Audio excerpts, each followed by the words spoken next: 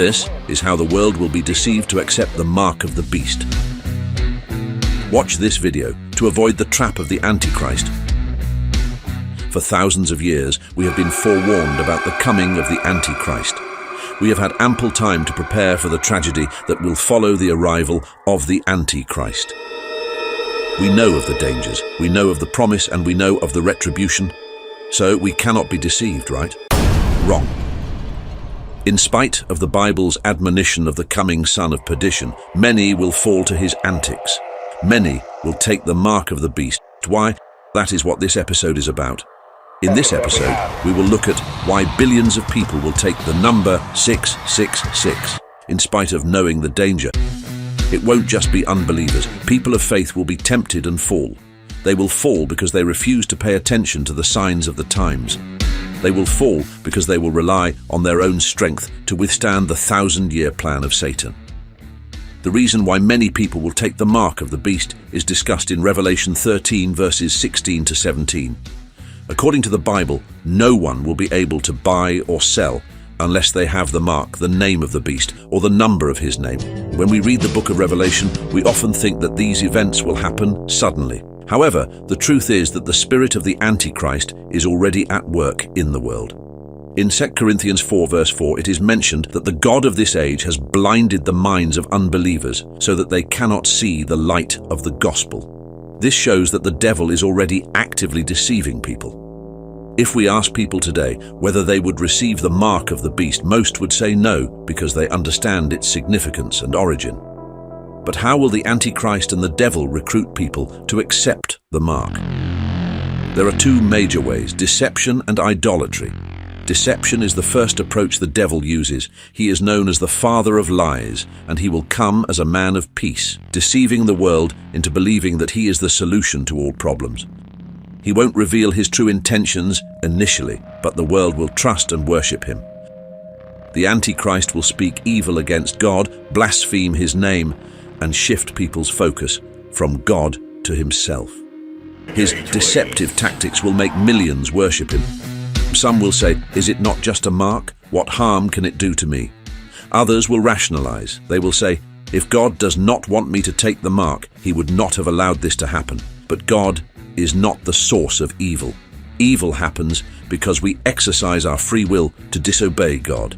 Evil happens because we rely on our own judgment instead of adhering to the warning and promise contained in the Bible. In Psalm 121, verses 7 to 8, God was emphatic in his promise. It says, "The Lord will keep you from all evil. He will keep your life. The Lord will keep your going out and your coming in from this time forth and forevermore." But as it is written in Deuteronomy 28, the condition for this promise is obedience. "And if you faithfully obey the voice of the Lord your God, being careful to do all his commandments that I command you today, the Lord your God will set you high above all the nations of the earth, and all these blessings shall come upon you and overtake you, if you obey the voice of the Lord your God." Many people, even those who were once faithful, will miss the promise because they will be overtaken by the spirit of disobedience. They will accept the damnation of the mark of the beast because they could not trust and obey God. The Antichrist's second approach to get people to accept the mark of the beast is through offer of material things. People desire a good life and wealth, and the devil will use temporary material possessions to deceive them. Without the mark, people will not be able to buy or sell, creating a strong motivation for many to take the mark.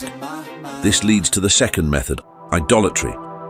After many have been deceived, they will worship the Antichrist as an idol, adoring him as a celebrity. The world is already inclined to idolize and worship athletes, musicians, and other figures. Concerts and events demonstrate this worshipping behavior, with thousands of people exalting and uplifting a person's name. People have become accustomed to worshipping human beings, and the Antichrist will exploit this tendency.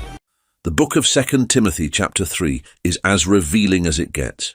It says, "In the last days there will come times of difficulty, for people will be lovers of self, lovers of money, proud, arrogant, abusive, disobedient to their parents, ungrateful, unholy, heartless, unappeasable, slanderous, without self-control, brutal, not loving good, treacherous, reckless, swollen with conceit, lovers of pleasure rather than lovers of God, having the appearance of godliness but denying its power.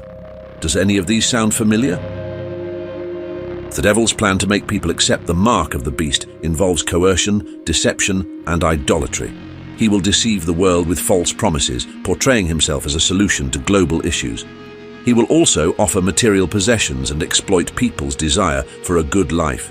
Once deceived, people will worship the Antichrist as an idol. The devil's power should not be underestimated, but it is important to remember that his power is nothing compared to God's. It is important for Christians not to be complacent and assume that the rise of the Antichrist and the mark of the beast will only occur after the rapture or in the distant future. The book of Thessalonians makes it clear that the man of sin, also referred to as the son of perdition, will be active in the last days. I hope that you heed Paul's warning in 1 Thessalonians 5 verse 2 and be reminded that the day of the Lord will come like a thief in the night. Only those who watch and pray, that is, have the requisite physical and spiritual alertness, will withstand the deceptive and coercive power of Satan and avoid the mark of the beast. Thank you for watching. God bless you.